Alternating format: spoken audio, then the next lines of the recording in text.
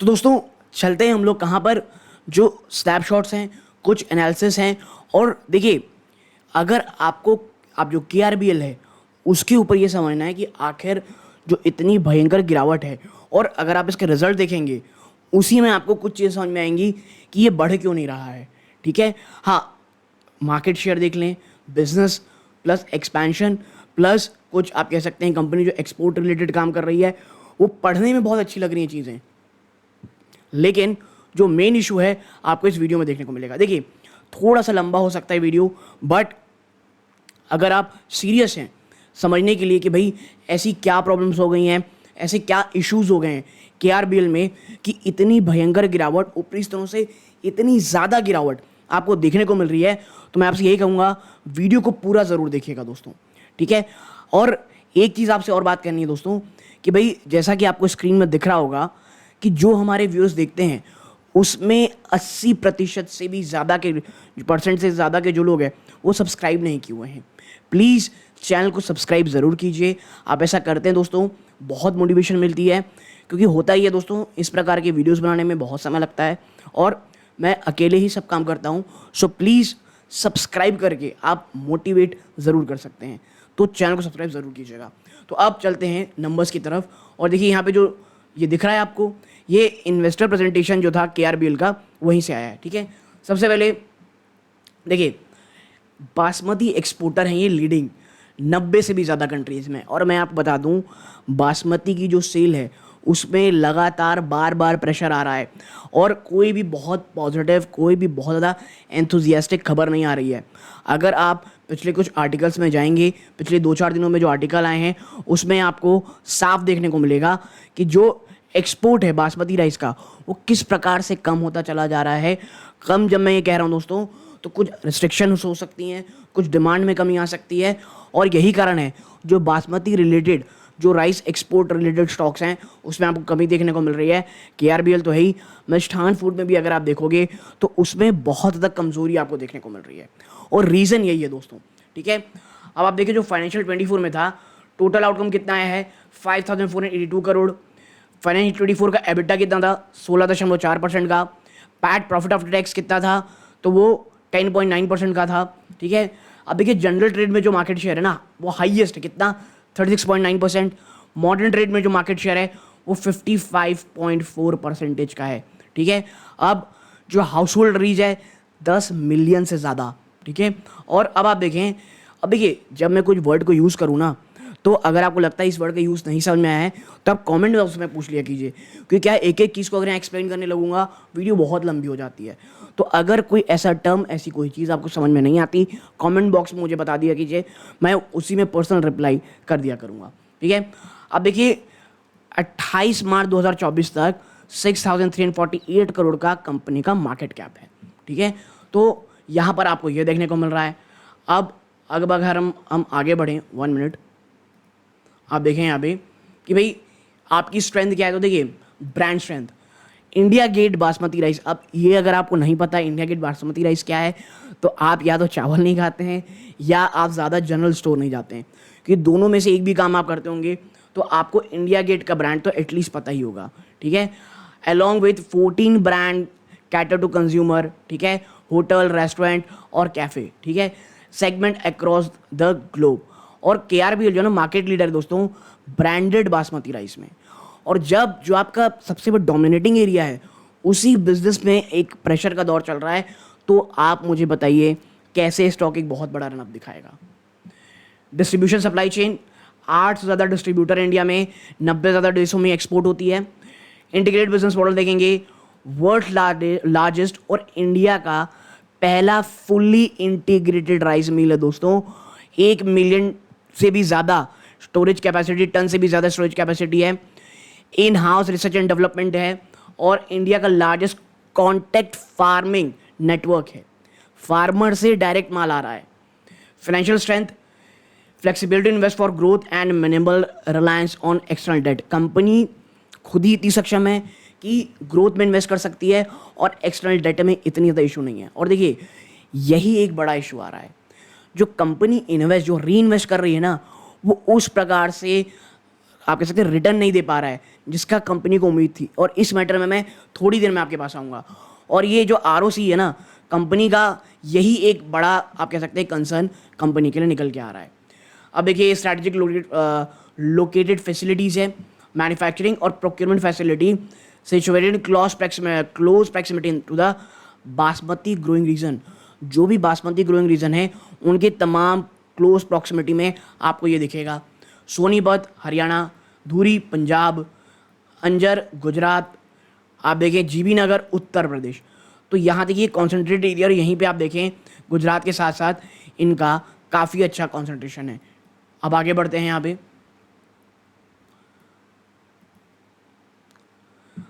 Financial 24 का highlight अगर आप देखेंगे तो टोटल इनकम जो निकलेगी इतनी 1327 crore, gross profit 341 crore rupees आया, यहाँ सब करोड़ों में है दोस्तों।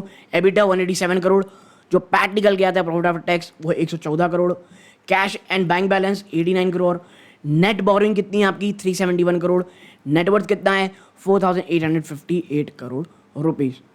ठीक है, अब देखते हैं आगे।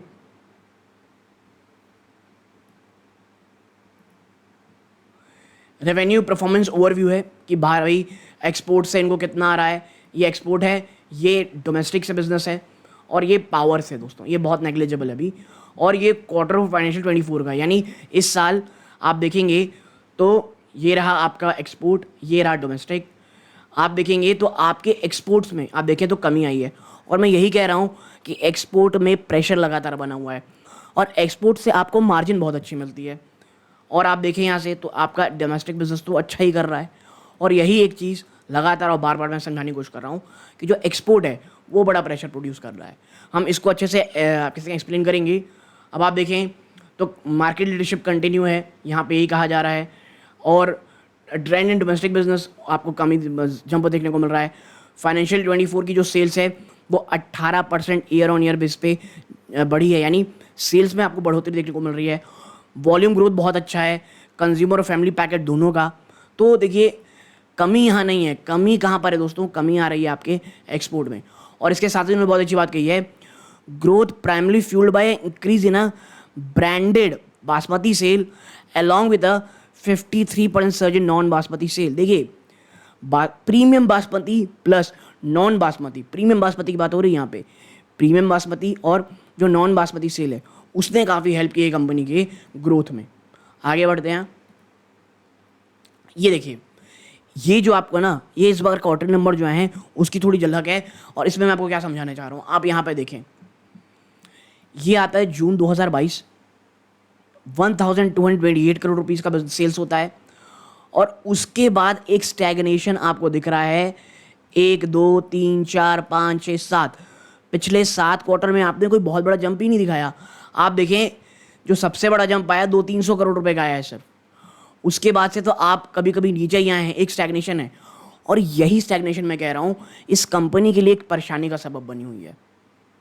आप जहाँ 6 रुपये 9 रुपये 8 रुपये की EPS में आप धंधा करते थे, वो देखिए पिछले 1 2 3 क्वार्टर से लगातार कम हो रही है। बीच में 5 रुपये से थोड़ा जंप आया था, बट आप देखिए फिर से आपको पिछले 3 क्वार्टर से EPS आपकी कम हो रही है। और यही मैं कह रहा हूँ कि आपको स्टैग्नेशन दिख रही है, कहीं कोई बहुत बड़ी ग्रोथ आपको होती हुई दिख ही नहीं रही है, और यही मेरे लिए कंसर्न है। सेल्स जो है वो एक स्टैग्नेशन पे आ गई है। आगे अगर आप देखेंगे यहाँ पे तो कुछ चीज़ें अच्छी अच्छी आपको दिखेंगी। क्या भाई, कंपनी की स्टॉक की पी कितनी है 10 रुपये 6 पैसा, और इंडस्ट्री की पी 37 रुपये है, 37 है, माफ़ कीजिएगा, रुपये नहीं कहना चाहिए, स्टॉक की पी इतनी है, तो इंडस्ट्री की पी साथ आपको बहुत सस्ता मिल रहा है।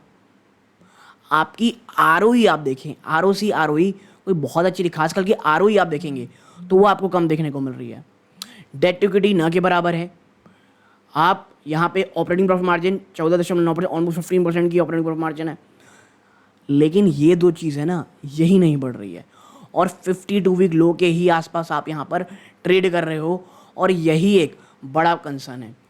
देखिए करंट प्राइस आपकी कितनी चल रही है 275 के आसपास, और इससे भी नीचे आ चुका है। जब मैं वीडियो रिकॉर्ड करने ख्याल से 267 के आसपास ट्रेड कर रहा है, और ये देखिए और 52 वीक हाई से कितना ज़्यादा टूट चुका है। मैं आपको दिखाऊंगा कितना ज़्यादा टूट चुका है। 1 मिनट, हम थोड़ा नीचे चलते हैं। देखिए ROE, when you first look at it KRBL की जो ROE है, return equity, doesn't look that attractive, लेकिन ROE is similar to industry average of 12%, ठीक है। लेकिन जब आप इंडस्ट्री के एवरेज देखते हैं उससे तो लगभग आस ही पास है, लेकिन हम एक कंप्लीटली डिसमिस नहीं कर सकते द कंपनी, सो वी कौन, हम कंप्लीटली कंपनी को डिसोन नहीं कर सकते कि भैया गंदा कर रही है। लेकिन आप देखें, अगर ऑन द अदर हैंड देखेंगे तो KRBL ने ना जो रिपोर्ट किया क्या, moderate 5.5% net income growth over the past 5 quarter. जो मैं आपके साथ कह रहा हूँ 5 ईयर्स, पिछले 5 सालों में कंपनी की जो नेट इनकम ग्रोथ है वो मात्र 5.5% से आपको बढ़ती दिखाई दे रही है। Given the slightly ROE, it is likely that there could be some other aspect that are driving this growth, such as higher earning retention or an efficient management in place. Next, on comparing with industry net income growth, we found KRBL reported growth was lower than the industry growth 17% over the last few years. जहाँ industry 17% से भाग रही है, ये मात्र 5.5% से। तो आप समझिए, जो मैं आपसे कह रहा हूँ एक स्टैग्नेशन दिख रहा है, वो यहाँ पे बात कही जा रही है इस आर्टिकल के ऊपर। तो मैं आपसे यही कह रहा हूँ कि प्रॉब्लम क्या है, प्रॉब्लम स्टैग्नेशन की है। प्रॉब्लम ये नहीं कि ब्रांड खराब है, मैनेजमेंट खराब है, कंपनी के पास कुछ एक्सपेंशन की चीज़ें नहीं है, या कंपनी कुछ नया इनोवेट नहीं कर रही। भैया अगर डिमांड ही नहीं आपको अच्छी मिलेगी, आप करोगे क्या? हाँ, लेकिन ये तमाम चीज़ें अब धीरे धीरे प्राइसिंग ज़रूर हो गई हैं। अगर मुझे पर्सनली लगता है, देखिए डिस्क्लोजर रूप में KRBL मेरे पास नहीं है, लेकिन जो ये स्टॉक है ना KRBL का, अगर ये 250 के आसपास मिलता है, so for a long term to very long term और with accumulation mode in mind, KRBL एक अच्छा स्टॉक हो सकता है जो आप रख सकते हो। लेकिन याद रखिएगा, अभी ये जो एक वो है ना सेक्टर, जो ओवरऑल बासमती सेक्टर है, वो बहुत परेशानी के दौर से गुजर रहा है। और कितने परेशानी के दौर से, ये स्टॉक आप देखिए तो आपको 28% गिरावट दिखा चुके हैं, लेकिन अब आप जब इसको करोगे ना तो आपको स्थिति और भी ज़्यादा भयावह दिखेगी, ठीक है। और इसीलिए मैं कह रहा हूँ कि इस प्रकार जब स्टॉक दिखता है ना तो कहाँ जाके रुकेगा किसी को नहीं समझ में आता है। तो ये चीज़ ध्यान में रखिएगा। बट जैसा मैंने कहा, बहुत सारी चीज़ें जो प्राइस इन हो चुकी है, नेगेटिविटी प्राइस इन हो चुकी है, 52 वीक लो में स्टॉक दिख रहा है। यहाँ से देखिए 4 जून को रिजल्ट आने वाले, अगर वहाँ से कोई बड़ा गिरावट होती है और 250 अगर टूटता है एज अ मेजर सपोर्ट, और 200 के आसपास, 210 220 के आसपास अगर आपको KRBL मिल रहा है, मुझे ऐसा लगता है ये एक अच्छी कंपनी हो सकती है। कोई बाइंग और सेलिंग की बात नहीं कर रहा मैं, लेकिन मैं ये कह रहा हूँ जब बहुत सारी चीज़ें प्राइस इन हो जाए ना तो फिर ऐसा दिखता है कि भाई इससे ज़्यादा क्या ही स्टॉक गिर जाएगा। और ये ऐसा स्टॉक नहीं है जहाँ मैनेजमेंट में कुछ प्रॉब्लम चल रही हो या बिजनेस में कुछ ऐसी चीज़ें हो जो हमें पता ना हो। ये बस एक सेक्टोरियल आप कह सकते हैं प्रॉब्लम है जो आज नहीं तो कल चला जाएगा, और बहुत सारी चीज़ें ऑलरेडी प्राइस इन हो चुकी हैं इसमें। अब आते हैं मेन चीज़ के ऊपर, मेजर हाईलाइट फॉर इन्वेस्टर, वो है जो कॉन्फ्रेंस कॉल में कंपनी ने बातें कही हुई हैं। अब आप देखें, सबसे पहले कैपेक्स, कंपनी ने लैंड एक्वायर किया दोस्तों प्लांट एक्सपेंशन का, कहाँ? कर्नाटका और MP में। कंस्ट्रक्शन वर्क है वो ऑलरेडी स्टार्ट हो चुके हैं, कमेंस्ड हो चुके हैं, मतलब कंपनी कैपेक्स को लेकर भी जो बातें थी वो दिख रही हैं। जो रेवेन्यू कॉन्ट्रीब्यूशन है दोस्तों नए प्रोडक्ट लॉन्च से, वो in the financial year is 2,250 crore, 200 से 250 करोड़ रुपए। जो नए प्रोडक्ट लॉन्च किए गए वहाँ से 200-250 करोड़ रुपए आपको मिले हैं, ये एक्सपेक्टेड था रेवेन्यू कॉन्ट्रीब्यूशन। आगे देखें एक्सपोर्ट मार्केट का क्या डायनामिक है। देखिए ईरान, इराक और सऊदी अरेबिया ये बहुत क्रूशल बासमती राइस एक्सपोर्ट है। आपको पता है ईरान में क्या हाल है, इराक में क्या है, और सऊदी अरेबिया एक इकलौती ऐसी आप कह सकते हैं जगह। देखिए ईरान नो डाउट उतना अच्छा फाइनेंशियली नहीं है, लेकिन ये मेजर एक्सपोर्टर है, मेजर इंपोर्टर है बासमती राइस का भारत से। और आप देखें तो ये जो 3 देश है ना, ये बहुत इंपॉर्टेंट है भारत के लिए in terms of basmati rice export. आप देखें सऊदी अरेबिया में चैलेंजेस देखने को मिल रहे हैं, क्यों? पेमेंट इशू के कारण। और अब ये कहा जा रहा है we plan to setup an office in Saudi Arabia if the distribution issue persist.